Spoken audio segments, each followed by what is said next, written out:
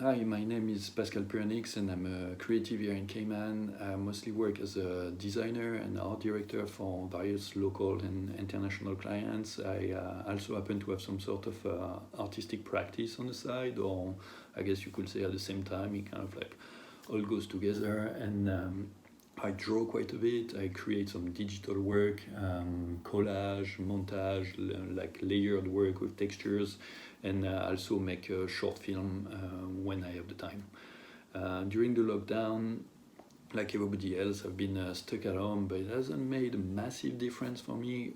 Just for the main reason that this is my office. I work from home, so there's my computer station there, my library, or where I find inspiration in my art books and all kind of magazines and creative content.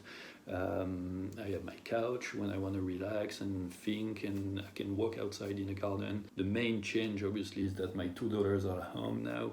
Between the homeschool, the work that's been like fairly sturdy during the lockdown, and all my ongoing creative projects, I've been fortunate to be fairly busy. So I had started working on a series of digital work slash collages a few months ago. I draw on my computer until I'm happy with it, and then the plan was to reproduce them by painting them on larger format paper. But it got interrupted by the lockdown for technical reasons, since I've decided to dedicate all my paint, brushes, and paper to my kids during this period, so they can keep creating, and they don't have any limitations, because we didn't really know when the stores would be open to buy paints. And it sounds very simple and basic, but actually it is happening. So the whole series is on hold, and I'll go back to it as soon as we reopen the country efficiently. And in the meantime, I can refine and create others digitally now, and go from there when it comes back.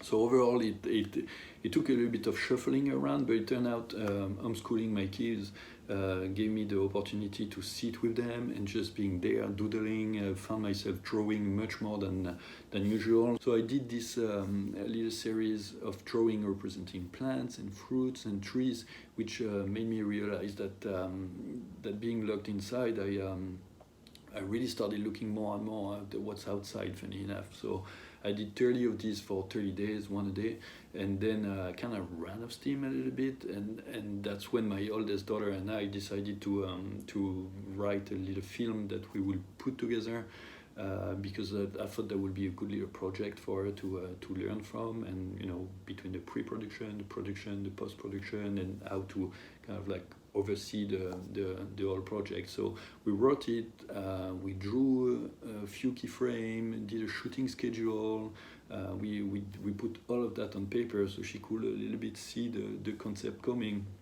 It's just like a very little short story that involves the wait for the mangoes in a garden to be ripe, and obviously it's a very localized film that's probably about 2 or 3 locations top. It's a metaphor about the frustration and the patience and going a little bit crazy during this lockdown.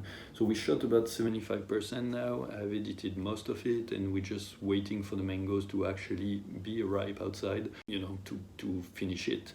So of course the challenge of making a film at this time is that you do it on your own.